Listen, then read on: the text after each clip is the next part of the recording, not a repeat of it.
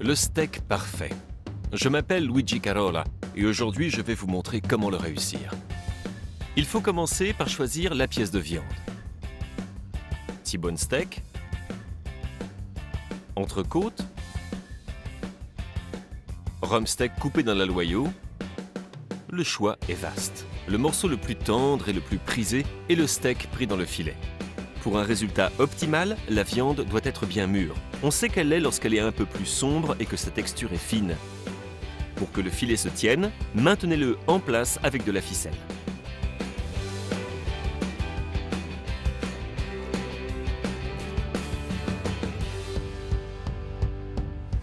Puis, je badigeonne tous les côtés du steak d'huile d'olive. Ensuite, je chauffe ma poêle à une température élevée.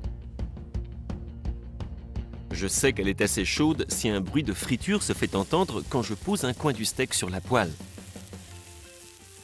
J'utilise une spatule ou des pinces pour placer le steak dans la poêle, car une fourchette abîmerait la viande et laisserait s'échapper le jus. Faites dorer tous les côtés du steak.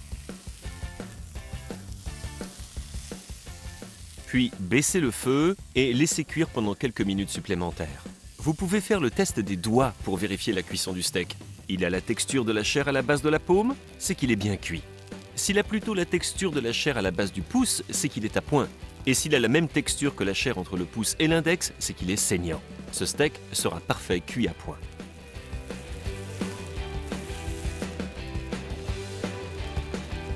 Pour qu'un steak soit parfait, il faut le laisser reposer un petit peu. Je le place sur une tranche de pain pour éviter qu'il ne continue à cuire.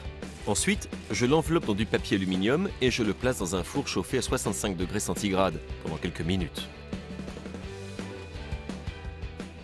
Vous pouvez utiliser le temps de cuisson comme repère. Le steak doit reposer le même temps que le temps de cuisson. Le moment est venu de sortir votre steak parfait, de le trancher